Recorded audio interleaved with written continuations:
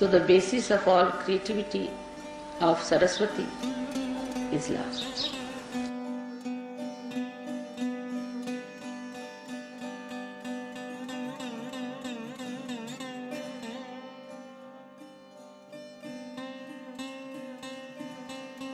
Actually, when you turn your eyes here and there, when your attention is here and there, it's nothing but your ego is trying to overpower it. So like that, try to permeate into each other and see the beauty, and you enjoy yourself the best, because that is the biggest thing. That's the biggest thing that is to be achieved. Because this ego, makes you like a nutshell, and you just cannot have a rapport with that beauty of permeation. And just see how the notes move into each other.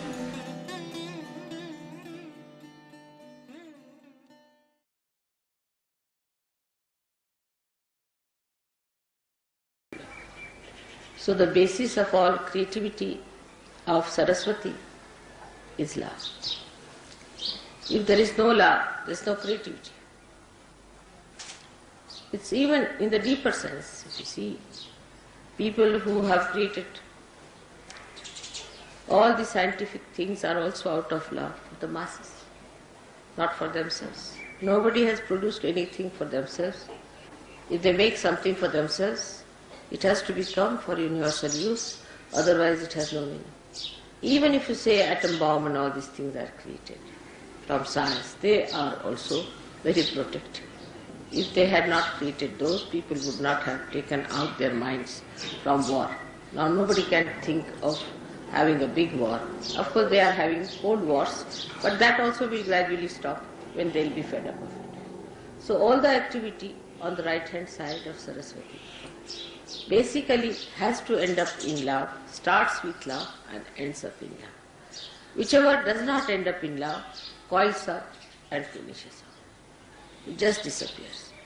So you can see that even matter which is not used for love just finishes up. The basis has to be love. Otherwise all such matter that we create, which has angularity, which is not fitting into the mass media, which is not appealing to the masses. Of course, it takes time. We have seen that it takes time. But it has that tendency always to disappear in the thin air as soon as you find it does not appeal to the masses. Now this love that we talk of, this great love of God we talk of, we know that it for definite through vibrations. People do not have vibrations, but still they can feel the vibrations in a very unconscious way. All the great paintings of the world have vibrations. All the great creative works of the world have vibrations. Only those who have vibrations have been sustained by time. Otherwise all other things are destroyed. There must have been monuments and horrible statues and horrible things that have been created long time back, but were all destroyed by nature, and they could not stand the impact of the Kala, that is the destructive power of time. So all that is sustaining, all that is nurturing, all that is ennobling comes from this sense of love which is within us, very much developed, but within others also who are not yet realized. Ultimately the whole world has to realize that one has to go to that ultimate love of God, otherwise it has no meaning. Saraswati cleanses all that is impure in nature, while with our brain activity we are spoiling all that. All our brain activity goes against pure intelligence. And that's what one has to understand, that this pure intelligence is not to be soiled by our thinking. Our thinking can make us so bumptious, so ego-oriented, so impure, that we can really eat the poison and say, what's wrong? Just the opposite of Saraswati. If Saraswati is within us, she gives us subuddhi, wisdom. And that's why to worship Saraswati, to worship Surya, we must have that clear vision as to what we have to be, what we are doing, what filth we are living in, what our mind is getting into. After all, we are here for emancipation and not for just pampering our ego and living with our filth that is with us. So this light should come within us and we should try to rise above our own mental filth which is being created around us. Apart from that, you have to go higher and understand that there is within us a thing called ego. And this ego is false, absolute false. You do not do anything. Actually, when you turn your eyes here and there, when your attention is here and there, it's nothing but your ego is trying to overpower it. But actually, ego is an absolute falsehood. Because there's only one ego, and that is of God Almighty. Mahat Ahankara. There is no really any ego that exists. It's a myth. It's a very big myth. Because if you start thinking, you are doing everything, you are doing this, you are doing that, which you are not doing, then this nonsensical ego comes in and you start working it out. It can project in every direction. When it projects forward, it overpowers others, it tries to dominate others, tries to kill others, becomes cruel. When it moves right side, it becomes supraconscious. It starts seeing things which are absurd, which are foolish, which are stupid. When it moves left side, then it starts seeing things, yourself as a big man, as a big Christ, or as a big Devi, or something. They are Adi Gurus and I am very great personality. That's left side. When it moves backwards, that's the dangerous one. When people become gurus, which are ruining other people. When the ego moves backwards, then they become gurus. They themselves have lots of defects in themselves, and they try to pull people into those horrible stuff, which is described as absolute narka. That's how is the movement of ego on all the sides. Now, when people try to use their right vishuddhi, that is to talk about themselves, is the worst of all. Whatever type of ego you may have, if you start boasting about it and talking about it, that it encircles, thickens the walls of ego so much that it is impossible to penetrate into that, because that such a person is completely satisfied with himself and he believes that he is true. And once he starts believing into a nonsense like that, is an impossibility. It's an impossibility to penetrate. So when you boast about these things or you talk big, be careful. You see, you know what I am, but how many times do I say I am that? Even if I say once, it makes tremendous vibrations for you. But how many times do I say so?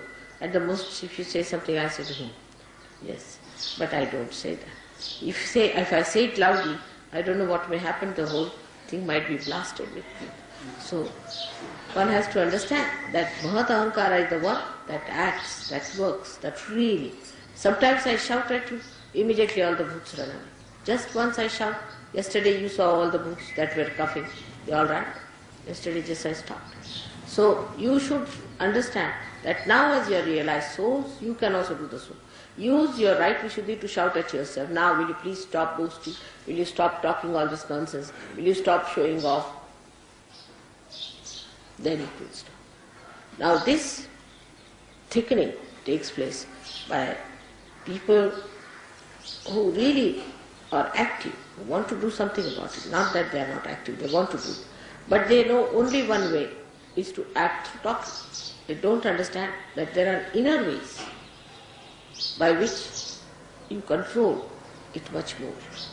Because they don't want to take to that, they take to this talking. And once they take to talking and they talk about it, the whole power flows out. But if they do not talk about it and keep it within themselves, it's all right, you can tell me about your experiences or anything, but if you start telling others by talking about it too much, then the powers that you have got will be all disappearing gradually from you. And you will just come down to absolutely lowest level. So one should not too much talk that I have this power, or I see this, or I do this, which is a very wrong thing. I warn you, don't try to show off. You can talk about my powers, it's all right. But don't try to talk about your powers. When it comes, of course, to talk to somebody who is a negative person, or to tell somebody, then you should say that we, not I, we have, some of us have felt this power within us. We have seen people. It may be you only, but you need not say I have. What you have to say, we. Then you become the Mahatahankara. When you say we, yes, some of us, we do. Like in Gregor's book also, I saw to it that he should not have many I's, but he should have we. We think, we do, we. Means the whole collective being, the whole collective organism, living organism of Sahajayogis. So you should say, yes, some of us have got. That means you put yourself down, but put all others above you. Say, yes, some of us have, I know some people have this. That's the way one should do it. Because if you have to overpower your ego, you must allow it to spread into everybody else. That's how you will make it perfectly alright. Make it spread. We all Sahajayogis. We all. But that pride is not there. I've seen that pride is not there. Still it is very individualistic. If you start thinking we Sahajayogis, then what happens? That you become one personality, one organization. But the person will look down upon other people, will see that this person is low, that person is higher, that person is there. But he will not think we, the Sahajayogis, how beautiful we are. We, the body of Sahajayoga, how beautiful we are. So always think in the words of we. So your ego will become much less, much less, much less. And the same ego which looked so funny and absurd will form tomorrow the Ekadashi. Today's individual ego will merge into Ekadashi. But we all must remember to say we all the time.